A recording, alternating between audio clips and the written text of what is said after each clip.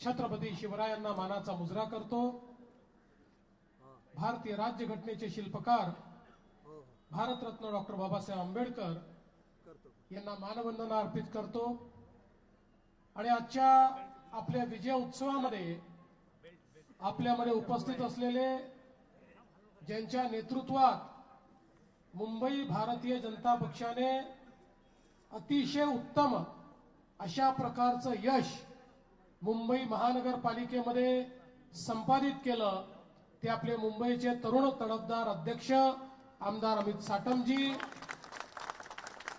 अतुल भातखळकरजी, योगेश सागरजी, प्रवीण दरेकरजी, प्रसाद लाडजी, मनीषाताई चौधरी, पराग भाई या ठिकाणी उपस्थित आपले सर्व आमदार, आपले मुंबईचे पदाधिकारी या ठिकाणी उपस्थित असलेले राजेश, गणेश, आचार्य पवन त्रिपाठीजी, सर्वच आपले श्वेताताई परुळेकर, सर्वच या ठिकाणी उपस्थित आपले नवनिर्वाचित नगरसेवक, सर्व पदाधिकारी आणि उपस्थित या विजयाचे शिल्पकार असलेले सर्व कार्यकर्ता भगिनी आणि बंधूंनो,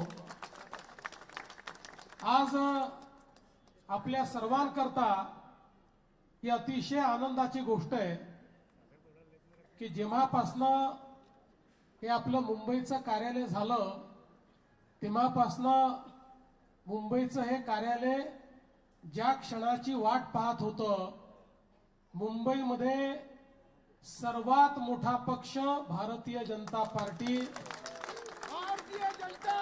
आज ते घडलेलं आपल्याला पाहायला मिळत आहे।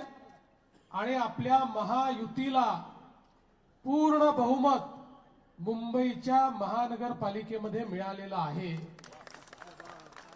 निश्चितपणे आज आपले दिवंगत नेते प्रमोदजी असतील, गोपीनाथजी असतील किंवा या मुंबईच्याही जडणघडणीमध्ये ज्या सर्व नेत्यांनी खूप मोलाचा सहभाग दिला, अशा सगळ्यांना खूप आनंद होत असेल भारतीय जनता पक्षाची ही विजयी वाटचाल पाहताना।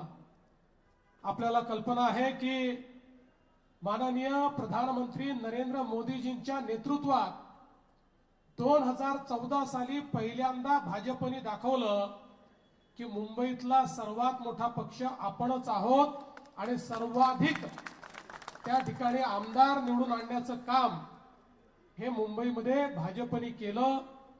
आणि 14 असेल, 19 असेल किंवा 24 असेल, या प्रत्येक निवडणुकीत नंबर 1 चा पक्ष मुंबईमध्ये भाजपच ठरला। मागच्या महानगरपालिकेच्या निवडणुकीमध्ये 2 जागांनी आपण थोडे मागे राहून गेलो, नाहीतर मागच्याच निवडणुकीत आपण महानगरपालिकेतलाही नंबर 1 चा पक्ष बनणार होतो। पण काही का असेना, मला असं वाटतं की आपल्याला या सगळ्या निवडणुकातनं आपली शक्ती काय आहे, आपले कार्यकर्ते मनात आणलं तर काय करू शकतात हे पाहायला मिळालं। आणि म्हणून त्याच आत्मविश्वासाने आणि याच पदाधिकाऱ्यांच्या कार्यकर्त्यांच्या भरोशावर आपण या निवडणुकीमध्ये आपल्या मित्र पक्षासह मैदानामध्ये उतरलो। आणि मला अतिशय आनंद आहे की मुंबईच्या जनतेने आपल्या विकासाच्या अजेंड्याला त्या ठिकाणी पूर्ण समर्थन दिलं। आणि मुंबईमध्ये एकट्या भारतीय जनता पक्षाला 89 जागा दिल्या। खरं म्हणजे काही जागा फार थोड्याशानी राहिल्या, आपल्या 5 मतांनी, 100 मतांनी, 120 मतांनी। त्या जर जागा आपण आणू शकलो असतो तर याच निवडणुकीत शतक आपण पार केलं असतं। पण शतकापासून थोडंसं दूर आपण राहिलो। पण मला असं वाटतं की जे मुंबईकरांनी दिलं ते भरघोस आहे।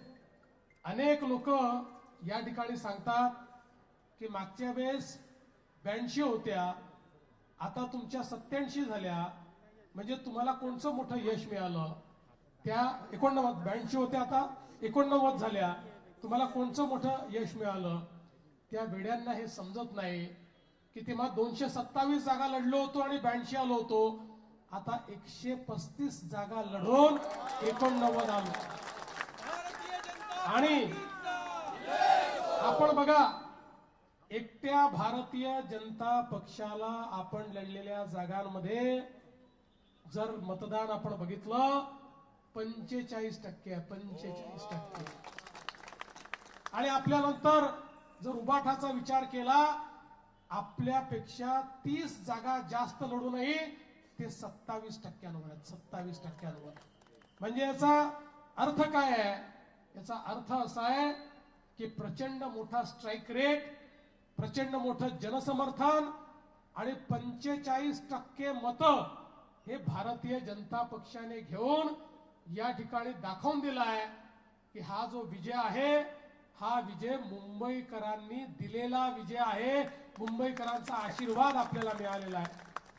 आपल्या सोबतच आपले जे सहकारी आहेत, माननीय एकनाथराव शिंदेजी आपले उपमुख्यमंत्री, त्यांच्या नेतृत्वामध्ये शिवसेनेला देखील 29 जागा मिळाल्या.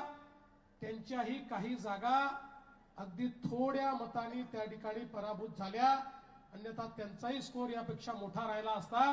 पण भाजप आणि शिवसेनेचा आपण विचार केला तर पूर्ण बहुमत हे आपल्याला या ठिकाणी प्राप्त झालेलं आहे. आणि विशेषतः आपल्या 89 सीट्स याकरता महत्वाच्या आहेत की गेले 3 इलेक्शन जर आपण महानगरपालिकेचे बघितले तर जो सगळ्यात मोठा पक्ष होता त्याला 89 सीटा कधीच मिळालेल्या नव्हत्या. त्या भारतीय जनता पक्षाने कमी जागा लढवून देखील या ठिकाणी मिळवून दाखवलेल्या आहेत. आणि म्हणून अनेक प्रकारे आपला विजय हा कसा कमी होईल असाही काही लोक प्रयत्न करतायत. त्याची काळजी करायचं कारण नाही. खरं म्हणजे आज आपण पाहू शकतो, कुठलाही एरिया तुम्ही बघा, सगळ्या एरियामध्ये भारतीय जनता पक्षाला मतं मिळालेली आहेत. सगळ्या समाजाने भारतीय जनता पक्षाला मतं दिलेली आहेत. भाषेच्या पलीकडे, जातीच्या पलीकडे प्रत्येक समाज हा भाजपच्या सोबत उभा राहिला आहे. आणि विशेषतः जे लोक मुंबईतल्या मराठी माणसाला आपली जागीर समजत होते, त्यांना हे लक्षात आलं, मुंबईचा मराठी माणूसही विकासासोबत आहे, भाजपसोबत आहे. त्यामुळे मुंबईच्या मराठी माणसांनी आम्हाला मतदान केलं, मुंबईच्या सर्व भाषिकांनी आम्हाला मतदान केलं. आणि मुंबईतल्या झोपडपट्टीतही आम्ही निवडून आलो आणि बिल्डिंग मध्ये आम्ही निवडून आलो. मुंबईतल्या चाळीतही आपण निवडून आलो. आणि मुंबईमधल्या जे काही आमचे त्या ठिकाणी भाडेकरू आहेत त्यांच्याकडेही आम्ही निवडून आलो. कोळीवाड्यामध्येही आम्ही निवडून आलो. असा एकही भाग नाही की ज्या ठिकाणी भारतीय जनता पक्षाला यश मिळालं नाही. सर्वस्पर्शी आणि सर्वव्यापी अशा प्रकारचं यश हे भारतीय जनता पक्षाने मिळवलेलं आहे. आणि म्हणून मी खऱ्या अर्थानं या ठिकाणी आपले अमित साटम यांचं अभिनंदन करेन. अध्यक्ष म्हणून त्यांनी खूप चांगलं नेतृत्व दिलं. या ठिकाणी चांगली मेहनत त्यांनी केली. आपले निवडणूक प्रमुख असलेले आशिषजी शेलार असतील, या ठिकाणी आपले सगळे आमदार असतील, सगळ्या आमदारांनी पूर्ण ताकदीने त्यांच्या क्षेत्रामध्ये आपलं सर्वस्व पणाला लावून, किंवा जो जो भाग त्यांना दिला होता त्या भागामध्ये आपलं सर्वस्व पणाला लावून एक प्रचंड मोठी मेहनत केली. आणि त्यामुळे मी असं म्हणेन की हा जो विजय या ठिकाणी मिळालेला आहे, हा टीम मुंबईचा विजय आहे. Team Mumbai, team Bharatiya Janata party यांनी या ठिकाणी जे एक अतिशय एकत्रितपणे आणि सुनियोजितपणे हे जे प्रयत्न केले आहेत, त्या प्रयत्नांचा हा विजय आहे. मला विश्वास आहे की या विजयामुळे आम्ही आनंदित निश्चित आहोत. पण हा जो काही आनंद आहे त्या आनंदाला आम्ही कधीच उन्मादात परिवर्तित होऊ देणार नाही. हा जो काही आनंद आहे, हा आनंद असाच आमच्या मनामध्ये ठेवून ज्या दिवशी महायुतीचा महापौर या मुंबईच्या महानगरपालिकेत बसेल त्याच्या दुसऱ्या दिवशीपासनं आम्ही कामाला लागू.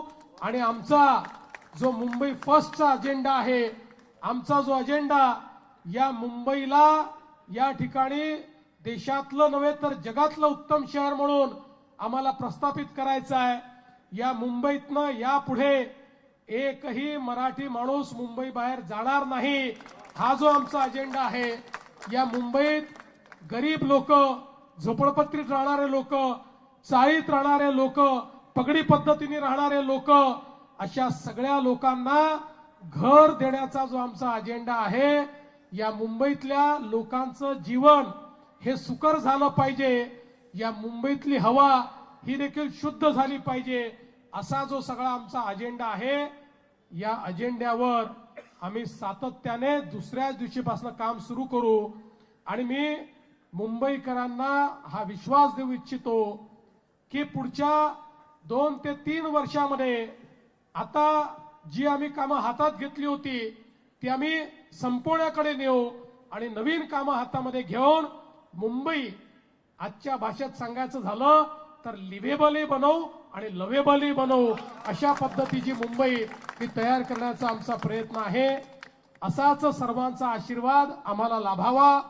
सर्व नगरसेवकांना देखील अतिशय मनापासून या ठिकाणी मी त्यांचं अभिनंदन करतो आणि त्यांना एकच गोष्ट सांगू इच्छितो, हा विश्वास मुंबईकरांनी माननीय प्रधानमंत्री नरेंद्र मोदीजींवर दाखवलेला आहे।